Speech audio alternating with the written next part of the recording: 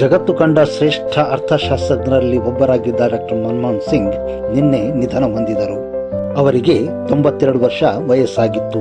ಭಾರತದ ಆರ್ಥಿಕ ಸುಧಾರಣೆಗಳ ಹರಿಕಾರ ಮಾಜಿ ಪ್ರಧಾನಿ ಡಾಕ್ಟರ್ ಮನಮೋಹನ್ ಸಿಂಗ್ ಅವರು ಅಖಿಲ ಭಾರತ ವೈದ್ಯಕೀಯ ವಿಜ್ಞಾನ ಸಂಸ್ಥೆಯಲ್ಲಿ ಗುರುವಾರ ಕೊನೆ ಉಸಿರೆಳೆದರು.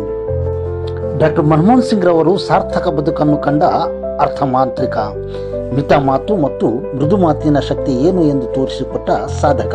ಪ್ರಪಂಚದಲ್ಲಿ ಮನಮೋಹನ್ ಸಿಂಗ್ ಅವರಿಗಿಂತ ಹೆಚ್ಚು ಪ್ರಖ್ಯಾತ ಅರ್ಥಶಾಸ್ತ್ರಜ್ಞರು ಇರಬಹುದು, ಆದರೆ ಒಬ್ಬ ಅರ್ಥಶಾಸ್ತ್ರಜ್ಞನಾಗಿ ಅರ್ಥವ್ಯವಸ್ಥೆಯ ಎಲ್ಲ ಆಯಾಕಟ್ಟಿನ ಹುದ್ದೆಗಳನ್ನು ಅಲಂಕರಿಸಿದ ಇನ್ನೊಬ್ಬ ಅರ್ಥಶಾಸ್ತ್ರಜ್ಞನನ್ನು ಭಾರತ ಮಾತ್ರವಲ್ಲ, ಯಾವ ದೇಶವೂ ಕಂಡಿರಲಾರದು.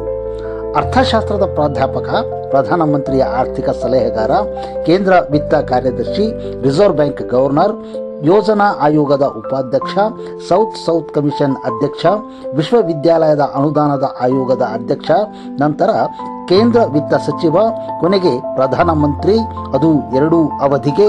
ಇವುಗಳಲ್ಲಿ ಯಾವುದಾದರೂ ಒಂದು ಹುದ್ದೆಯನ್ನು ಪಡೆದರೆ ಸಾರ್ಥಕ ಎಂದು ಭಾವಿಸುವವರಿದ್ದಾರೆ. ಆದರೆ ಡಾಕ್ಟರ್ ಮನಮೋಹನ್ ಸಿಂಗ್ ಎಲ್ಲ ಹುದ್ದೆಗಳನ್ನು ಅಲಂಕರಿಸಿದ ನಿಗರ್ವಿಯಾಗಿ ಉಳಿದು ನಿನ್ನೆ ನಿರ್ಗಮಿಸಿದರು.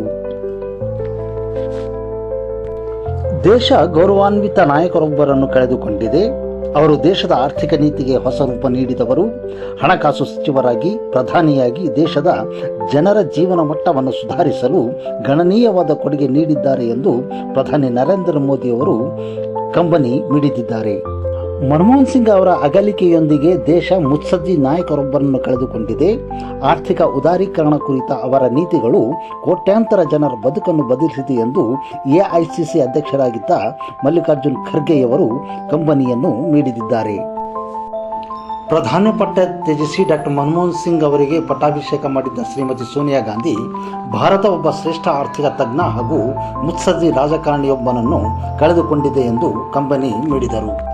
ಕರ್ನಾಟಕದ ಮುಖ್ಯಮಂತ್ರಿ ಶ್ರೀ ಸಿದ್ದರಾಮಯ್ಯ ಇವರು ಮಾಜಿ ಪ್ರಧಾನಿ ಮನಮೋಹನ್ ಸಿಂಗ್ ಅವರ ನಿಧನಕ್ಕೆ ತೀವ್ರ ಸಂತಾಪ ವ್ಯಕ್ತಪಡಿಸುತ್ತಾ, ಅವರೊಬ್ಬ ಅಪರೂಪದ ರಾಜಕಾರಣಿ, ಅವರ ನಾಯಕತ್ವ ದೇಶದ ಅಭಿವೃದ್ಧಿಯ ಬಗ್ಗೆ ಅವರಿಗಿದ್ದ ದೂರದೃಷ್ಟಿ ಅಸಾಧಾರಣವಾದದ್ದು ಎಂದು ಕಂಬನಿ ಮಿಡಿದಿದ್ದಾರೆ.